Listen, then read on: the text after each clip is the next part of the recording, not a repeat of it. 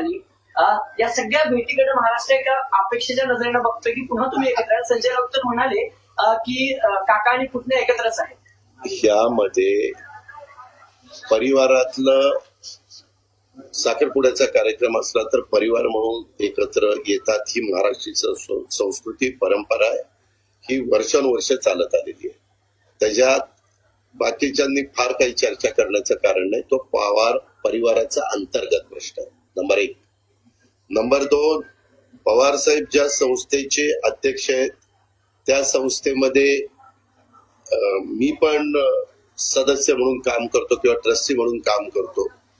उद्याच्याला आम्ही तिथे जातो ते उपमुख्यमंत्री म्हणून जात नाही. रयत शिक्षण संस्थेच्या ह्याच्यात डॉक्टर विश्वजित कदम, रामशेठ ठाकूर, ज्यांचे चिरंजीव प्रशांत ठाकूर, भाजप, सर्वसामान्य गोरगरिबांच्या मुलांना शिक्षण देणारी संस्था आहे. इथं असणाऱ्यापैकी कुणी ना कुणी रयतमध्ये शिक्षण 100% घेतलं असेल.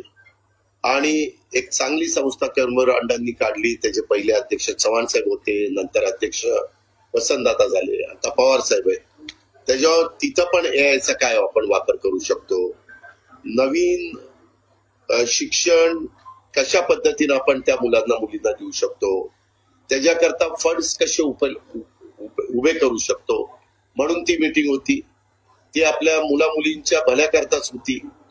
ते चर्चेमध्ये मी त्याकरता गेलेलो होतो. आज इथं झाली हे पण एआयच्या संदर्भातलं काम आहे.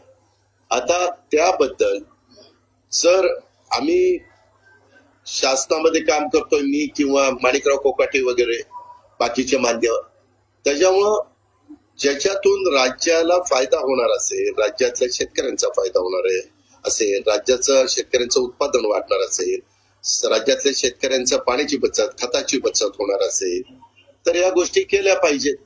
याच्यामध्ये देवाणघेवाण केली पाहिजे. ज्याला जी माहिती आहे ती माहिती तिथं दिली पाहिजे आणि त्याच्यातनं पुढे गेलं पाहिजे. ह्या तर गोष्टी कुठंच अडचणीच्या नाहीत ना.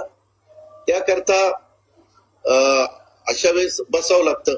आता अनेकदा पंतप्रधान पण इतर मान्यवरांना बोलवतात आणि चर्चा करतात. मुख्यमंत्री पण अनेकदा सर्व पक्षीय विरोधकांना बोलून त्या ठिकाणी चर्चा करतात.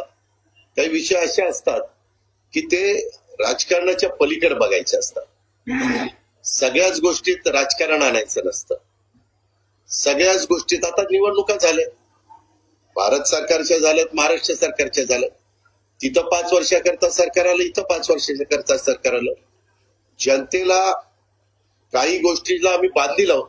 आम्ही काही शब्द जनतेला दिलेले आणि त्याची पूर्तता करण्याच्या करता अनेकांच्या मध्ये काही अनुभवाच्या बद्दलचे बोल असतील, काहींनी अभ्यास केलेला असेल, काहींचीकडे अधिकची माहिती असेल, तर त्या माहितीची विचाराची देवाणघेवाण, माहितीची देवाणघेवाण करणं हे आपल्या महाराष्ट्राला 1 मेला महाराष्ट्र दिन आहे, कामगार दिन आहे. 65 वर्ष महाराष्ट्राच्या निर्मितीला होत आहेत आणि ते महत्वाचं सुसंस्कृत महाराष्ट्रामध्ये सुसंस्कृतपणा कसा असला पाहिजे हे चव्हाण साहेबांनी आपल्याला शिकवलेलं आहे.